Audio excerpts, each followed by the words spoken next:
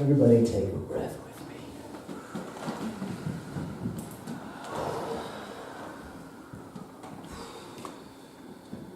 Yesterday, while 14 of us were here engaging in an amazing music direction and spiritual practice workshop with Gary, a human being driven by hate walked into a synagogue where our Jewish brothers and sisters were practicing Shabbat and opened fire on their community. The easy thing to do, the convenient thing to do, is to go straight to hate. It's the lazy thing to do. Because when we go to hate, we're part of the problem. We cannot return hate to hate and make any progress. We have to have the courage to stand square in the middle of our broken, open heart and know truth. This is not a convenient philosophy. What we practice is not easy. It's very simple, but it's not easy. It's not easy a week ago to see on the national news that the Health and Human Services Director of my country wants to render me invisible. That's not fun. It's not easy or comfortable to find a way to love that expression of divinity. It's not easy to look past the behavior because I'm in human form, just like you. And behaviors are hooks. And more behaviors are like gaff hooks. They're not even regular hooks anymore. You know? We've got these monster hooks. And why is that happening? It's happening because too many of us are participating at the level of hate and justifying it as righteousness. There is nothing, hear me, there is nothing righteous about your hatred. I don't care who it's directed at. I don't care what your agenda is. There is nothing righteous about our hatred. It feeds the problem. Every time we post something on Facebook hating an individual that we think should be moved out of office, we bring that individual into focus and feed the very thing we don't want. Every time we take it upon ourselves to correct someone else's consciousness, we are participating in supremacy and pretending like we're not. Do you hear that? See, the minute you think you're right, that required you to make somebody wrong. Rightness is a point of supremacy. We cannot come here and say we stand for oneness and then create our camp of rightness. Because now we have a camp of wrongness that we're not one with. Stop it. I'm friends with many of you on Facebook. Stop it. Doesn't mean you don't feel it. I'm not saying stick your head in the sand and stop feeling what you feel. I'm calling you up. I'm not calling you out. I want you to come in and up to a higher understanding of what is operating in your consciousness. And if there is something operating in your consciousness that has to go, then transform it. We have the power to do that. Our whole practice is the practice of transforming our consciousness. What's stopping us?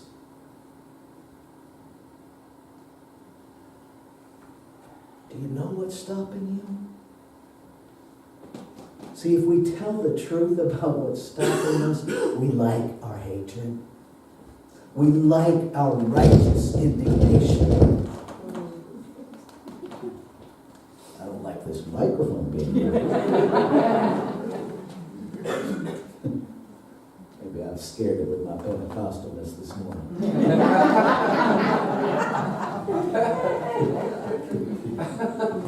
It's possible.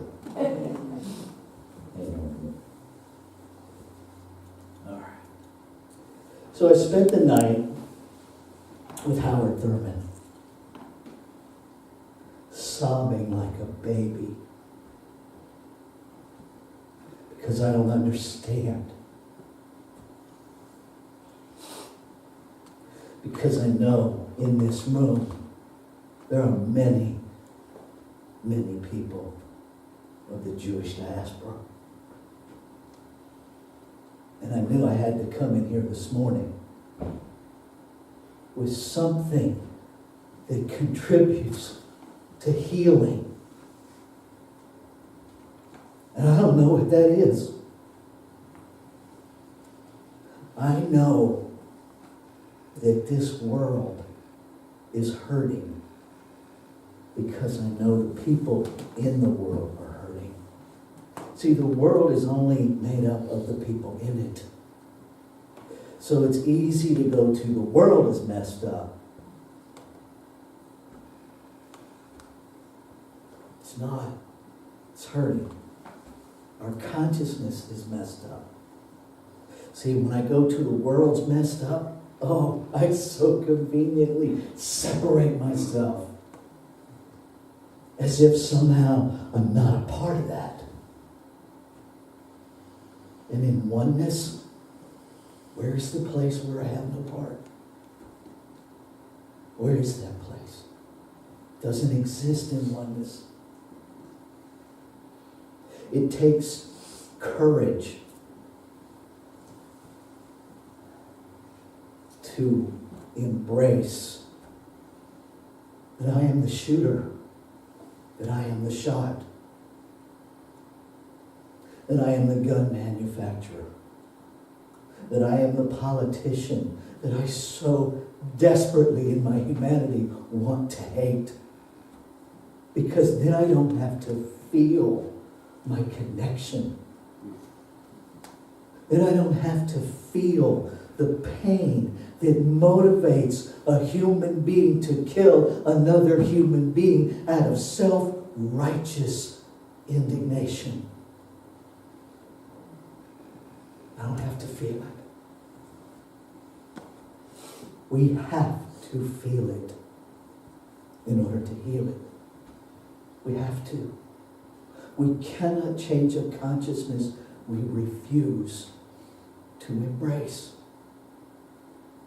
It doesn't mean we are that person.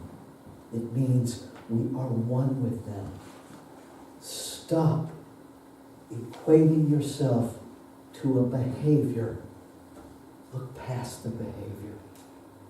Where have you hurt so deeply that there was an urge in you to harm another at any level? See, it's easy to separate ourselves with, Well, I never wanted to shoot anybody. Harm is harm. Harm is harm. Our individual job, our individual invitation is to find everything within our consciousness that is unlike absolute love and transform it. How does transformation happen? The caterpillar shows us. The cocoon is literally made from the inside out. The caterpillar wraps itself in a transformational mechanism. We have a mechanism for transformation. It's called spiritual mind treatment. It's the one thing that is uniquely ours. And it works. It works because it is scientific. It works because it is a mechanism. When we get clear about what the absolute is, and that we are that informed, and we stand in the declaration to have that revealed as our life, I dare you to not be grateful. Good luck. And so we stand in the gratitude of knowing transformation, and then we let go. Because gratitude is a prayer of belief. When we really get it, we're grateful because we know it's already done. And we let go and we live it. And then beyond that, it begins to live us. And those are those moments when you watch the news and you're more aware of your heart than the content. When you watch the news and your heart says, I see you. You are not your behavior. Because you know that about yourself. You have to know it about yourself first. Howard Thurman says this. We really are all teaching the same thing. This is from Jesus and the Disinherited by Howard Thurman. Hatred in the mind and spirit is born of great bitterness. A bitterness that is made possible by sustained resentment, which is bottled up until it distills the essence of vitality, till it becomes alive in us.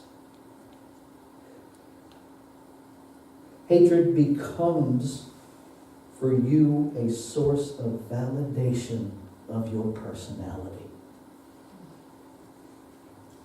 Your hatred gives you a sense of significance because it creates that aliveness. Think about it. When you're enraged, you feel powerful. You feel alive. No more. No more. Because there is an aliveness in you. It is so much bigger than hatred. If you've ever seen a newborn baby, that is aliveness. That overwhelming sense of love. The day I stood on the stage at Santa Rosa, looking down the center aisle, and the doors open, and I saw this woman standing there.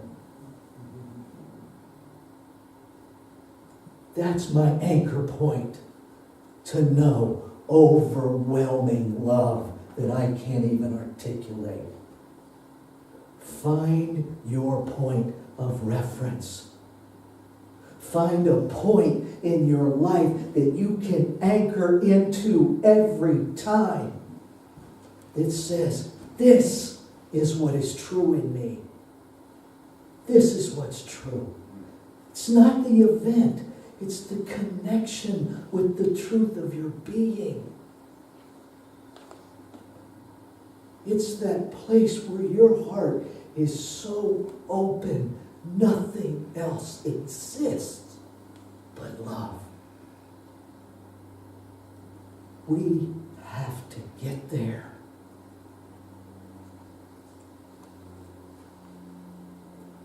I wrote a Facebook post, and I want to share this, because this is my belief. All of this uprise, it's the sound of a deeply threatened systemic supremacy culture crumbling. See, as hard as it is, as ugly as it is, celebration is what's happening. Because when a system begins to die, it fights harder, it gets louder. We are at choice. What do you want to feed? Because if you join the loudness, you're helping it stay alive. Stop it. Stop it. I'm going to ask Gary to come to the stage. And I'm going to ask him to pray a song that is my prayer. And I want you to just listen to the words to this song. Love, cover me. Listen to the words to this. This is our prayer.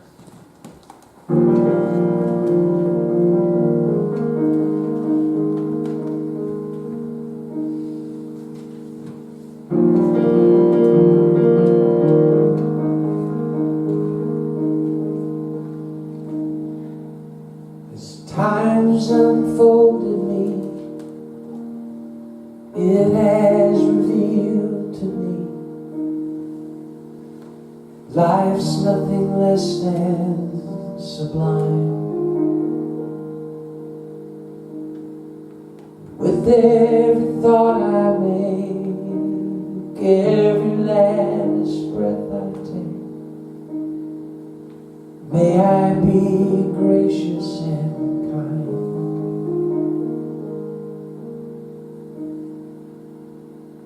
Love, I invite you to open up this heart of mine. Love, cover me, light any darkness. Love, cover me, right and wrong. Cause me to see love over hatred. Guide me to be faithful and strong. Love, cover me. Love, cover me. Love, cover me. Love, cover me.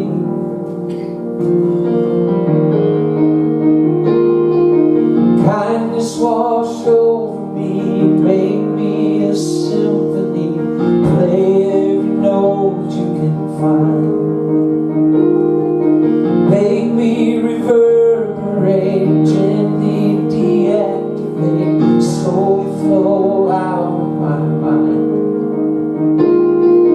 Find me a melody, dance and let my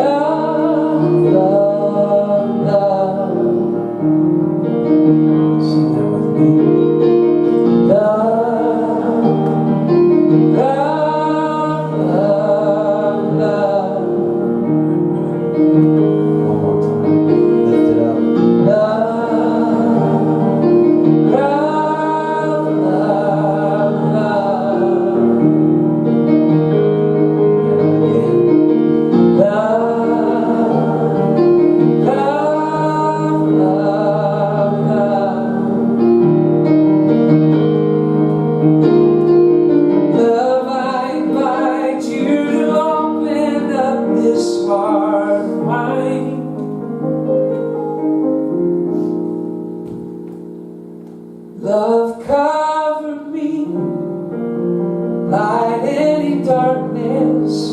Love covered me, right every wrong. Caused me to see love over hatred. Guide me to be faithful and strong. Love covered me. Love covered me. Sing that one more again with me.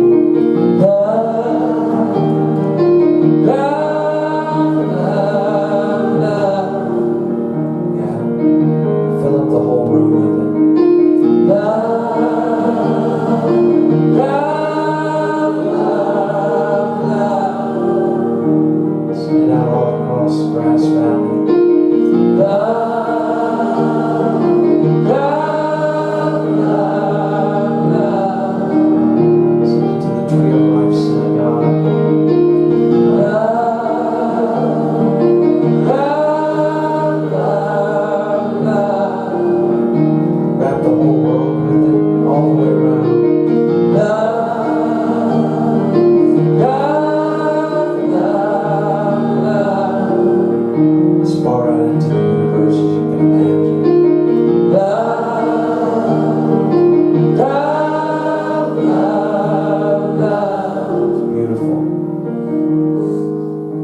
Love covered me. Just take it right into your heart. Love covered me. Love covered me. Love covered me. So staying right there, know with me that there is only one. That we are it. That we stand in the declaration, the demand that it be realized, made manifest in every area of our lives, in the life of all humanity. Knowing that my word spoken is the word of the divine and cannot return void. The universe, the law, love only knows yes. And so I stand in the gratitude of that yes, in the holiness of that yes, in the truth of that yes. That it is done. And then I move into my life looking for the evidence of that revelation everywhere I look. And I invite you, if your intention, if your declaration is to make this your prayer, to join me in saying, and so